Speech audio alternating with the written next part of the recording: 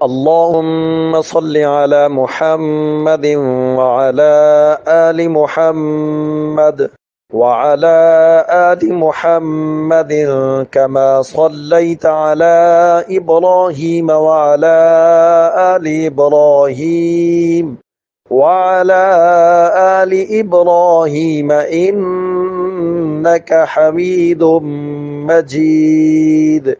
اللهم بارك على محمد وعلى آل محمد كما باركت على إبراهيم وعلى آل إبراهيم إنك حميد مجيد.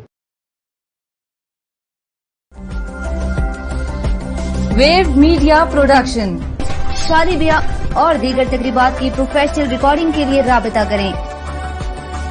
Phone number 0346211846.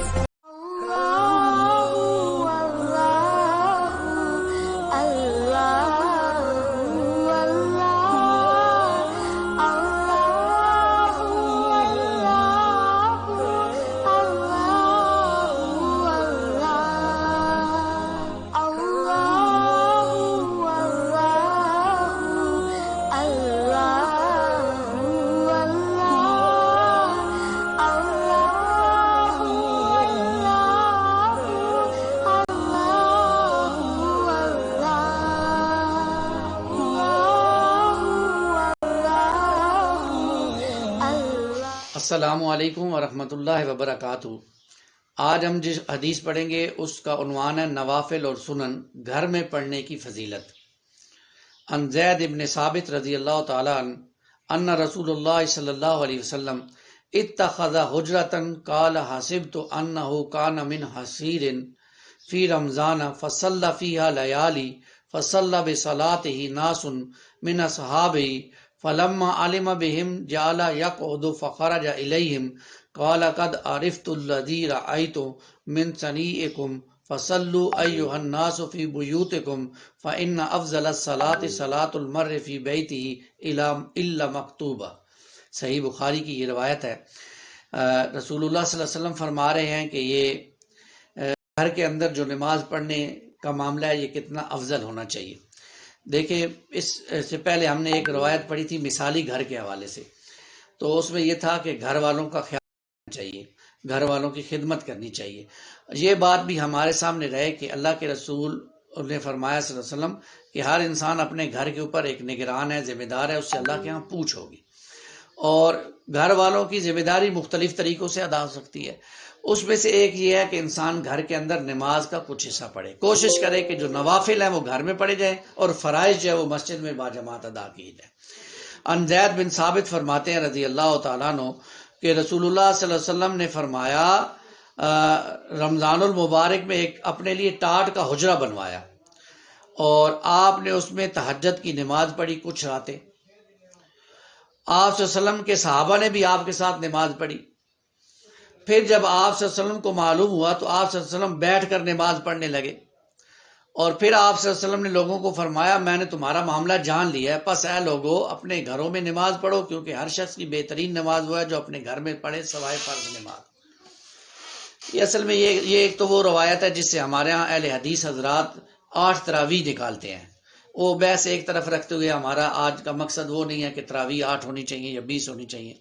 جو جس مسلک سے تعلق رکھتا ہے وہ اپنے مسلک پر عمل کرے. 8 پر رکھتا ہے تو 8 پڑھے، 20 رکھتا ہے تو 20 پڑھے، کوئی حرج نہیں ہے. ہم 8 والوں کو غلط نہیں کہتے اور 20 والے بھی صحیح ہیں، دونوں صحیح ہیں. دونوں رسول اللہ صلی اللہ علیہ وسلم کے ساتھ اپنی نسبت جوڑتے ہیں. اپنے دلوں کو ان اختلافی معاملات میں ہمیں وسیع رکھنا چاہیے اور ایک دوسرے کے لیے دل کو کھلا رکھنا چاہیے، نہ کہ ان کو جھگڑوں کا باعث بنانا چاہیے. باقی علمی گفتگو ہوتے رہنی چاہیے، اس میں کوئی حرج نہیں. البتہ ہمارا جو موضوع ہے وہ یہ ہے کہ گھر کے اندر بھی نوافل اور کچھ چیزیں پڑھنی چاہیے. دیکھیں ہم نے پڑھا قرآن مجید کی آیت ہے یا ایھا الذین آمنوا قوا انفسکم واہلیکم نارا، اے ایمان والو بچاؤ اپنے آپ کو اور اپنے گھر والوں کو جہنم کی آگ سے. اب دیکھیں اپنے گھر والوں کو بھی بچانا ہے، اپنے آپ کو بھی بچانا ہے. پہلے اپنے آپ کو بچانا ہے، علیکم انفسکم، پہلے اپنی ذمہ داری ہے، پھر گھر والوں کی ذمہ داری ہے.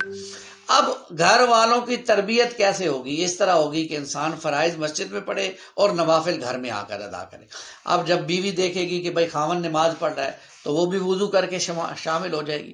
بچیاں دیکھیں گی، بچے دیکھیں گے، وہ آپ کے ساتھ شامل ہو جائیں گے. اب میں آپ کو مثال دیتا ہوں، سمجھانے کے لیے عرض کر رہا ہوں. میری چھوٹی بیٹی جناب جب میں گھر میں آ کے نماز پڑھتا ہوں تو میرے ساتھ کھڑی ہو جاتی ہے، ایسے ٹوٹے پوچھے، کبھی ہاتھ ادھر باندھ لے گی، کبھی ادھر باندھ لے گی. اب یہ اس کی تربیت خود سے ہو رہی ہے، مجھے بتانا نہیں پڑ رہا، اس کی خود سے تربیت ہو رہی ہے تحدیث نعمت کے لیے. جب ہم قرآن مجید لے کر بیٹھیں گے پڑھنے کے لیے تو وہ کتاب لے کر ایسے کوئی کھول کے ایسے ایسے ایسے ایسے کرنا شروع کر دے گی. اب اسے نہیں پتا میں کیا پڑھ رہی ہوں، لیکن وہ والدین کو دیکھ رہی ہے اور جو کچھ دیکھ رہی ہے وہ اپنی شخصیت میں لانے کی کوشش کر رہی ہے. یہ رواج دیں گے ہم گھروں میں تو ہمارے بچے اور بیویاں ہمیں دیکھ کر اس کو اپنائیں گے. ہم نماز پڑھیں گے گھر میں، وہ ہمیں دیکھ کر نماز پڑھیں گے. ہم نوافل پڑھیں گے گھر میں، وہ ہمیں دیکھ کر نوافل پڑھیں گے. ہم ٹی وی دیکھیں گے گھر میں، وہ ہمیں دیکھ کر ٹی وی دیکھیں گے. ہم گانے سنیں گے گھر میں، وہ ہمیں دیکھ کر گانے سنیں گے. میں حیران ہو گیا، ایک دن آپ اندازہ کریں، واک کر رہا تھا صبح کے وقت، تو میرے سامنے آگے ایک میاں بیوی تھے، انہوں نے چھوٹی بچی معصوم 3 ساڑھے 3 4 سال کی ہوگی، تو اس بچی کو ماں کہہ رہی ہے کہ اپنے پاپا کو ذرا وہ گانا سناؤ جو تمہیں یاد ہے. اندازہ کریں. اور بچی نے وہ گانا پڑھا یا گایا تو والد کہنے لگا میری بچی نے اس گلوکار کا نام لے کر اس سے بھی اچھا پڑھا ہے.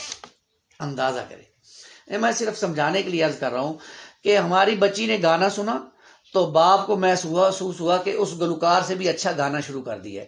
اگر یہی بچی قرآن کی تلاوت سنتی تو، اگر یہی بچی گھر میں درود شریف سنتی تو، یہی بچی اللہ کا ذکر سنتی تو، یہی بچی ماں کو نماز پڑھتے دیکھتی تو، یہی بچی باپ کو نماز پڑھتے ہوئے دیکھتی تو وہ یہ چیزیں اپنا لیتی.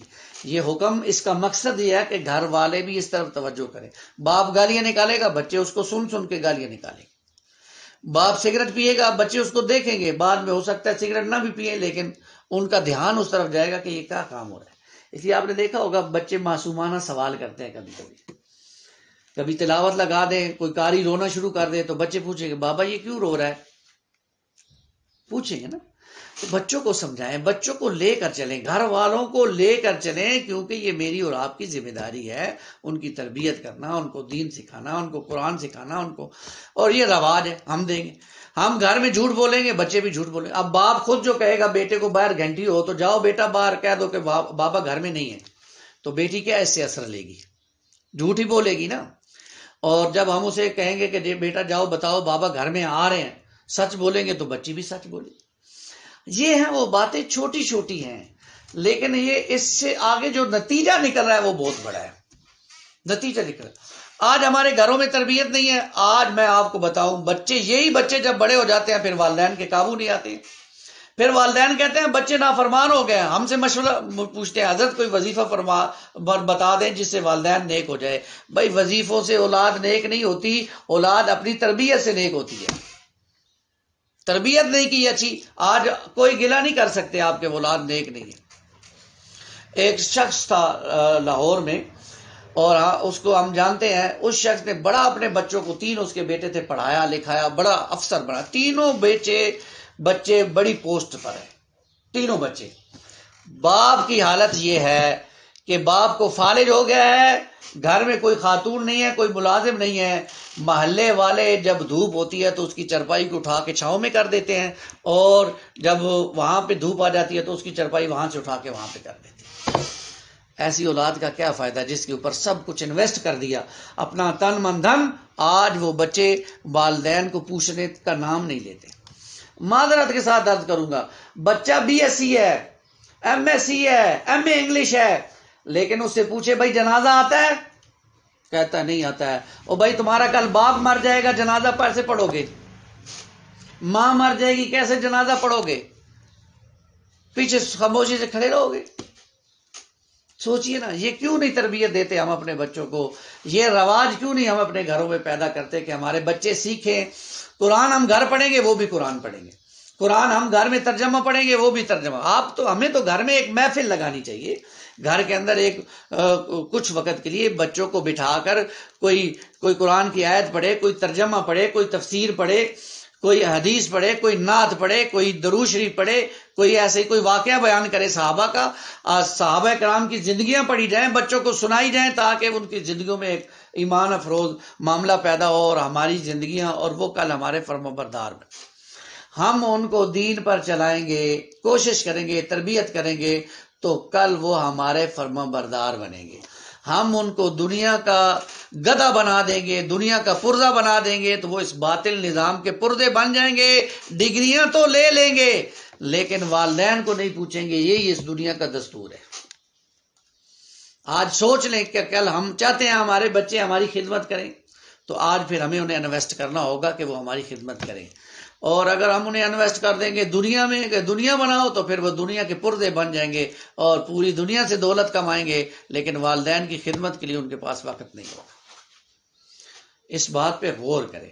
اس لیے فرمایا آپ صلی اللہ علیہ وسلم نے کہ ایھا الناس، اے لوگو، فی بیوتکم، اپنے گھروں میں تم، فصلو ایھا الناس فی بیوتکم، اے لوگو تم اپنے گھروں میں نماز پڑھو، فإن افضل الصلاۃ صلاۃ المرء فی بیتی، اور مرد کی افضل نماز یہ ہے کہ وہ اپنے گھر میں اس کو ادا کرے، الا مکتوبہ، نفل نماز کے علاوہ، نفل نماز، فرض نماز کے علاوہ نوافل وہ گھر میں ادا کرے۔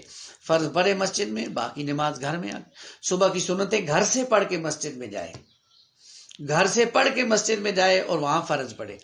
اسی طرح جو سنتوں والی نماز ہے جیسے ظہر ہے، اس کی 4 سنتیں گھر پڑھے، باقی نماز مسجد میں جا کے پڑھے، فرض پڑھے، پھر باقی 2 سنتیں گھر آ کے پڑھے۔ اس کا بڑا اجر ہے، اور اجر بھی ہے اور پھر اس کے اثرات بھی ہیں، گھر والوں پر اس کے اثرات بھی نمودار ہوتے ہیں، گھر والے سنورتے ہیں، سمجھتے ہیں، سیکھتے ہیں، محبت پیدا ہوتی ہے، اور کچھ چیزیں رواج سے پھیلتی ہیں، کچھ چیزیں عمل سے پھیلتی ہیں، اور کچھ چیزیں بیان کرنے سے پھیلتی ہیں۔ یہ اگر ہم عمل کریں گے، رواج دیں گے اس چیزوں کو، تو انشاءاللہ پھیلیں گی۔ اللہ ہمیں اس کی توفیق عطا فرمائے، ہمیں اپنے نوافل اور نوافل کی حفاظت کرنے۔ اور بس ایک ہی بات ایک اور عرض کر دوں ضمناً یہ بھی، اب ہمارے ہاں نوافل کو کوئی توجہ نہیں دیتا، کہتے ہیں چھڈو جی، ہے نوافل نہیں، نوافل کو نوافل سمجھ کے چھوڑ دیتے ہیں، یا سنت کو کیا ہے، سنت ہی ہے نا جی، چھوڑ دو، یعنی سنت۔ اور صحابہ سنت کو مضبوطی، یا خذون بسنتی، مضبوطی سے تھام لیا کرتے تھے، اور ہم سنت کو سنت سمجھ کے چھوڑ دیتے ہیں، اتنی بری بات ہے۔ تو اس طرف توجہ کی ضرورت ہے، اپنے سنت نوافل صحیح خشوع کے ساتھ گھر میں ادا کرنے کی ضرورت ہے۔ اللہ ہمیں اس کی توفیق دے، آمین یا رب العالمین۔ اقول قولی ھذا استغفر اللہ لی ولکم ولسائر المسلمین والمسلمات۔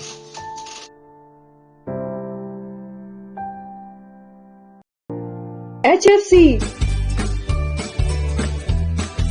خوبصورت فیملی ہال کے ساتھ، سب کچھ آپ کی پسند، ہوم ڈیلیوری کے ساتھ،